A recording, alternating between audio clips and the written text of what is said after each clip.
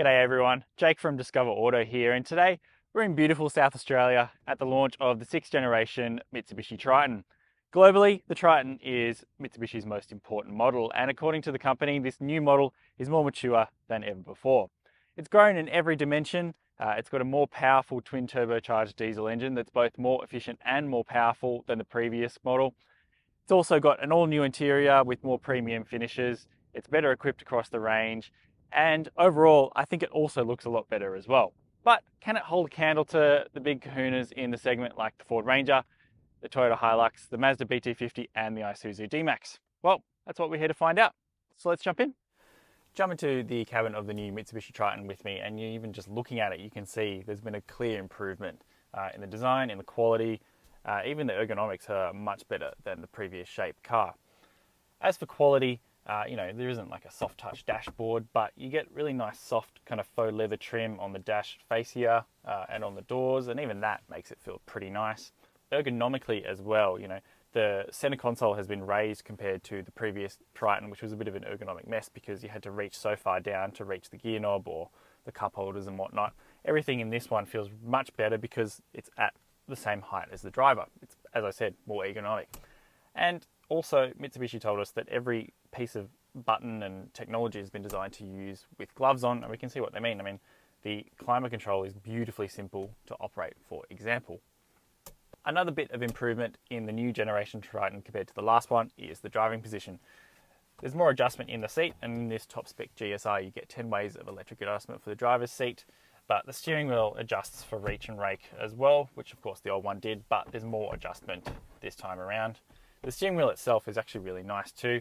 It's got a lovely leather finish, and even the kind of bronze stitching or the orange stitching that matches the colour of this particular car looks really good as well.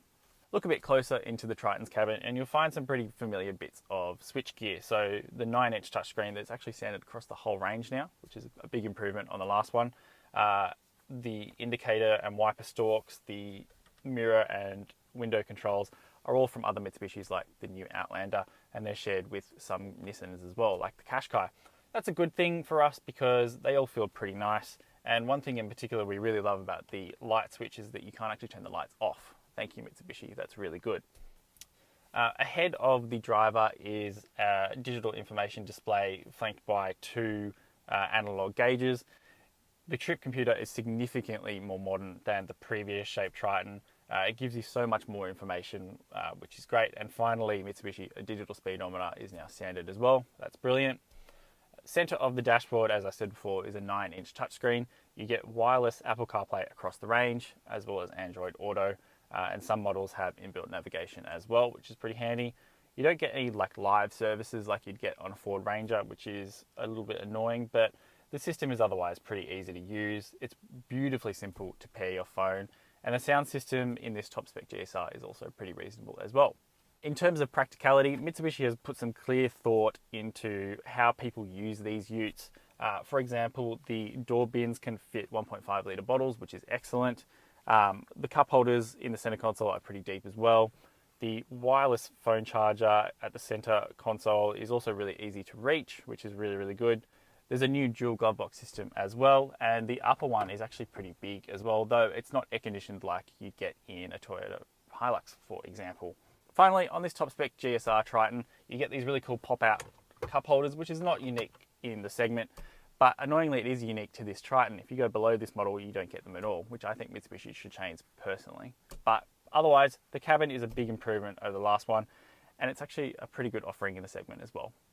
The single most noteworthy detail change with the new Triton has been the increase in length, in my opinion. You get an extra 130 millimeters of length between the wheelbase, which means that the rear space is much improved compared to the previous model.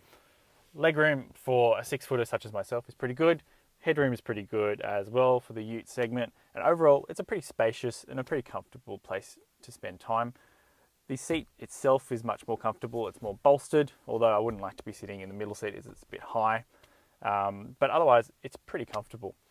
As for features in this top spec Triton GSR, you get 2 USB ports and a 12-volt socket. Importantly, the USB-C port is faster than the previous model. You get 2 sections here on the passenger seat to hold a phone or a tablet when it's charging. You get 2 map pockets You get big door bins that can hold 1.5 litre bottles, which is pretty cool in the segment. You get a central armrest with 2 cup holders. You get 3 top tether points for child seats as well as 2 ISOFIX points. Pretty uniquely in the segment, you get air vents in the roof that draw air from the front, and you can adjust the fan speed by pressing the button up here, and it kind of cools the seat down a bit quicker than if it was a traditional air vent. As for negatives for the back seat of the Triton, my only complaint really is that the seat base doesn't actually go up like you get in a Ranger or a HiLux, so there's no extra place to put storage or keep valuables out of sight. Like the interior of the new Triton, the tray has grown as well. It means that you can fit a Euro-sized pallet behind the wheel arches and with a tub liner installed as well. The tailgate itself has no soft opening, which is a bit annoying. It is a little bit heavy, but once it's open, it's obviously, being a ute, very practical space. There's a few little cool details like some hooks and some tie-down points. You get some cool cup holders on the tailgate if you're the type of person that likes to sit and have a bevy. But there's no kind of clever details like you get in a Ford Ranger, like, like a ruler on the tailgate, for example. But if you get for this GSR model, you get the sports bar, which I think looks pretty good. And as always with Mitsubishi, there's a ton of accessories that you can buy to make your Triton more yours. Underneath the bonnet of the new generation Mitsubishi Triton is a 2.4 litre twin turbocharged 4-cylinder diesel engine. It makes 150 kilowatts of power and 470 newton meters of torque. Its fuel consumption has also dropped despite being more powerful than the previous shape. The entry-level GLX 4x2 is now rated at 7.4 litres per 100 kilometres on the combined fuel consumption cycle. Four-wheel drive variants are rated at 7.7, which is a bit less than Ranger, HiLux, D-Max and BT50, of course. Now, we haven't been able to get realistic fuel consumption numbers on this launch drive, unfortunately, because we've been doing a lot of off-roading, and we'll report back on that when we can have a Triton in our local testing scheme. The engine itself is a big improvement over the previous generation Triton because it's gruntier. You kind of put your foot down in lower revs and it responds a lot more urgently, which we love. But the big improvement for me is that it's so much more quiet than the previous one. The engine in the previous Triton was quite loud, but this one, it's really quiet. And in terms of noise, the new Triton is definitely one of the best in the segment, in my opinion. As for performance, it definitely shades the previous generation Triton and the current D-Max and BT50 as well, though a HiLux and a Ranger offer more performance if that's what you're after. Now, really importantly as well, the new Triton, the whole range now has 3.5 tonne braked towing, which is a 400 kilogram upgrade over the previous shape, which now puts it in line with the best in the segment. And also really importantly as well, the whole range comes with a lot of active safety equipment like autonomous emergency braking, lane departure warning, auto high beam and adaptive cruise control. You don't have to spend more money to get more safety features, which we really applaud Mitsubishi for doing. On and off the road, the new Mitsubishi Triton is definitely much improved compared to the previous model. Now, at the moment, we're going down a pretty steep hill and the hill descent control is performing admirably. Mitsubishi has upgraded the four-wheel drive system in the new Triton. It's the same basic system as you get in the old one, but it's got more drive modes for when you're doing off-road stuff. So there's like snow mode, rock mode, sand mode, and really you kind of tailor the mode to what you're driving through. On this launch, we've discovered that the off-road ability of the Triton is really good. We've gone through some pretty serious off-road testing on this lovely property here in South Australia, and the Triton has really done pretty well. Now, one thing Mitsubishi was really keen to point out to us on this launch was that the Triton now has the company's famous active yaw control, and basically it's brake torque vectoring on the front wheels to keep the Triton straight and true on dirt roads, on snow roads, to kind of keep it as safe as possible. It definitely feels a lot more dynamic than the previous Triton, and I think the active yaw control helps a lot as well. One thing I would like to see on the Triton are a lot more kind of off-road camera modes like you get on the Ford Ranger, for example. You can activate the 360-degree camera, which is definitely very helpful when you're off-roading. but it would be cool to have like a specialist kind of tow mode for the camera, which would make towing a lot easier as well. Now, Mitsubishi was also really keen to point out that there's been a lot of structural rigidity added to the Triton chassis.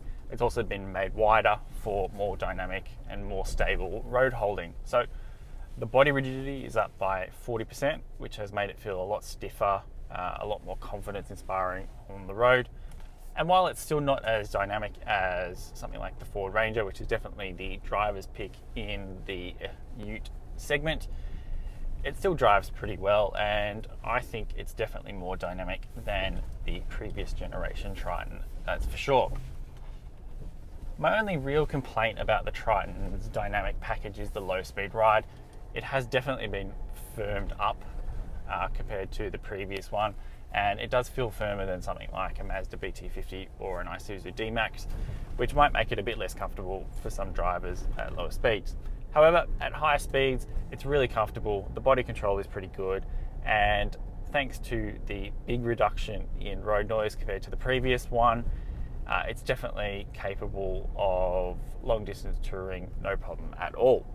One thing I particularly like about the new Mitsubishi Triton is the new steering. Now, the old Triton had quite a lot of turns lock to lock, and it was a bit painful to use, especially when off-roading. The new system is a lot more car-like, and it's actually the first electronic steering rack that has been fitted to a Triton. Now, there's less turns from lock to lock, so it feels more car-like, and there's a lot more feel as well. It definitely makes a more engaging connection between the driver and the car, for example.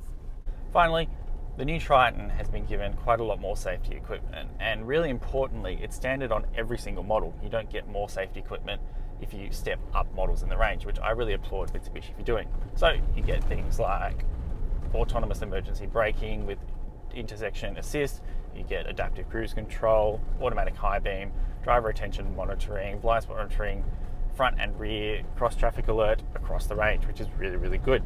Importantly as well, it all works really well. The lane departure warning is kind of a little bit sensitive at high speeds, we've found, but at low speeds or when you're off-roading, it doesn't really kind of activate at all, which is really good. Overall, it's clear to see that the new Mitsubishi Triton has been a big improvement over the previous model, and it holds a candle to some of the more popular models in the segment, like the Isuzu D-Max and the Mazda BT50. It's more mature than before, the driving dynamics have improved, it's much quieter at speed, the engine is gruntier and more efficient, and it's also roomier and more tech-filled on the inside. As for negatives, I don't think there are too many, to be honest, based on our first drive here in South Australia. The engine could probably do with a little bit more grunt, in my opinion. The Ranger and the HiLux are still more powerful, and the low-speed ride is a little bit firm as well. But overall, I think Mitsubishi has made a pretty good product in the new Triton, and if you're after a ute, I definitely think it should be on your list of consideration. Thanks for watching the latest Discover Auto video. If you like this video, give us a like, hit subscribe, and make sure you click the notification bell so you never miss one of our videos. Thanks for watching.